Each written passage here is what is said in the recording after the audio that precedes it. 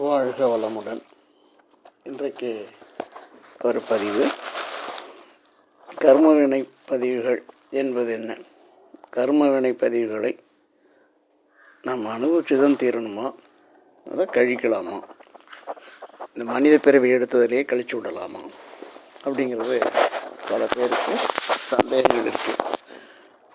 இந்த கர்மவினை பதிவு என்பது என்ன, அதை முதல்ல நம்ம தெரிஞ்சுக்கணும். மனுஷன் செஞ்சது தான், எல்லாத்தையும் மனிதன் செய்தது தான். மனிதன் செய்ததை மனிதனால் அழிக்க முடியாதா, இல்லை மனிதனால் மாற்ற முடியாதா? முடியும், அதுக்கான வழிமுறை தெரியல. இந்த தத்துவத்தை நான் இன்றைக்கி உங்களுக்கு சொல்கிறேன். கர்மவினை என்பது விதிக்கப்பட்டது. என்ன கொடுத்துருக்குதோ தலைவிதி என்று சொல்லுவாங்க. அன்னன்னைக்கு என்ன கொடுக்கப்பட்டதோ அதை அனுபவித்து தீர வேண்டும் என்பது தான் உண்மை. இதுக்கு ஒரு சின்ன கதை சொன்னால், ஒரு விவசாயி இருந்தான். அந்த விவசாயி என்ன செஞ்சான்,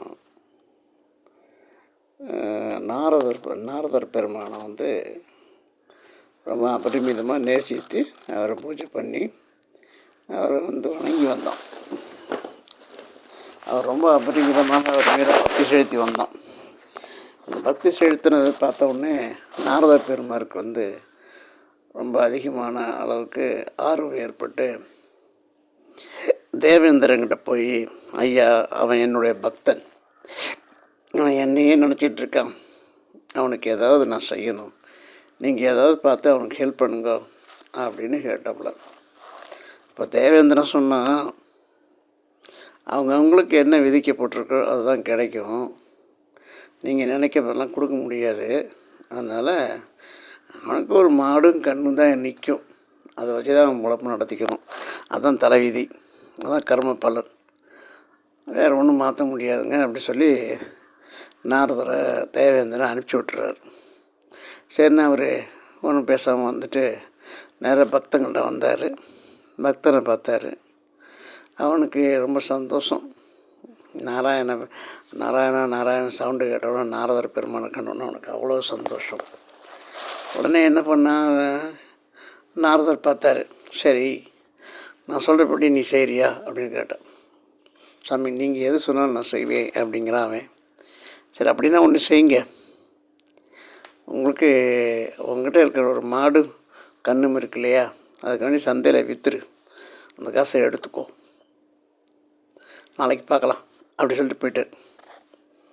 சரி, நம்ம நாரதர் பெருமாள் சொல்லிட்டாருன்னு சொல்லிட்டு இவன் இந்த மாட்டையும் கண்ணையும் ஓட்டிகிட்டு போய் ஒரு நல்ல விலைக்கு விற்றுட்டு காசை எடுத்துகிட்டு வந்துடுறான். நைட்டு அவன் தூக்கமே வரல. காரணம் என்னென்னா, நாளைக்கு காலையில் என்னடா செய்கிறது, நம்ம இருந்த மாட்டை விற்றுட்டோமே, அந்த காசை வச்சு எத்தனை நாளைக்கு சாப்பிட்றது அப்படின்னு ரொம்ப கவலைப்பட்டுக்கிட்டு தூக்கிட்டான். காலையில் எப்பொழுதும் போல் வழக்கம் போல் எழுந்திரிச்சு மாட்டு கொட்டாய்க்கிட்டு போகிறான். அங்கே ஒரு மாடும் கன்று நிற்கிது. அவனுக்கு ரொம்ப ஆச்சரியம். அடுத்த நாள் அதே மாதிரி நாரதர் வந்தார். இந்த மாட்டையும் விற்று போடு, இந்த மாட்டையும் கன்றுக்குட்டியும் விற்று போடு, தினம் மாடும் கன்றுக்குட்டி இருந்தால் உடனே விற்று காசாக்கிக்கோ, நல்லபடியாக வாழ்ந்துக்கோன்னு சொல்லிட்டு போயிட்டார் அவர். சரிங்க சாமி, நீங்கள் சொன்ன மாதிரி செஞ்சேனே சொல்லிவிட்டு அடுத்த நாள் மாடும் கன்று கொண்டு விற்று போகிறோம் சந்தையில்.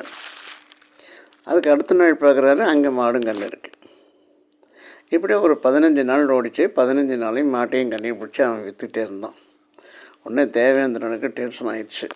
நேராக போய், ஐயா நாரதரை இங்கே வாங்க அப்படின்னு, நான் தெரியாமல் உங்ககிட்ட வாக்கு கொடுத்துட்டேன், என்னை மன்னிச்சிருங்க, என்னால் மாடுங்கன்னு அலைஞ்சு அவனுக்கு கொடுத்துட்டு இருக்க முடியாது, விதிக்கப்பட்ட விதிப்படி தான் கொடுப்பேன், நான் சொன்னது தப்பு தான், அதை ஆல்டர்னேட்டிவ் பண்ணிடுறேன், நான் அவங்களுக்கு தேவையான வசதி வாய்ப்புகளை செய்து கொடுத்துட்றேன், என்னை மன்னிச்சிருங்கய்யா அப்படின்னு அந்த நாரதரை பார்த்து தேவேந்திர கேட்டார்.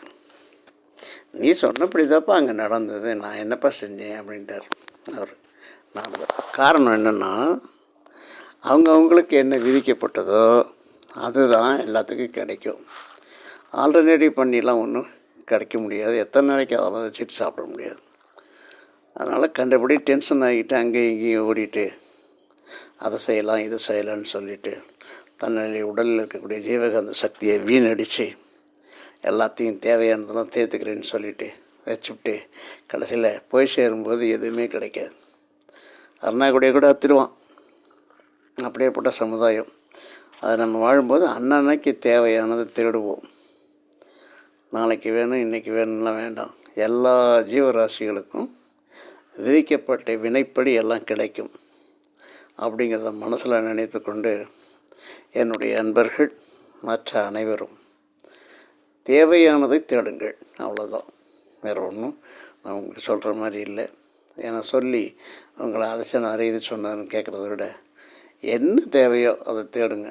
நீங்கள் எவ்வளோ சேர்த்து வச்சாலும் கூட வரப்போகிறதில்லை. அதை மட்டும் மனசில் வைத்துக்கொண்டு சமுதாயத்தில் நல்ல மக்களாக நீங்கள் வாழ வேண்டும் என்று கேட்டுக்கொண்டு முடிக்கிறேன். நன்றி, வணக்கம்.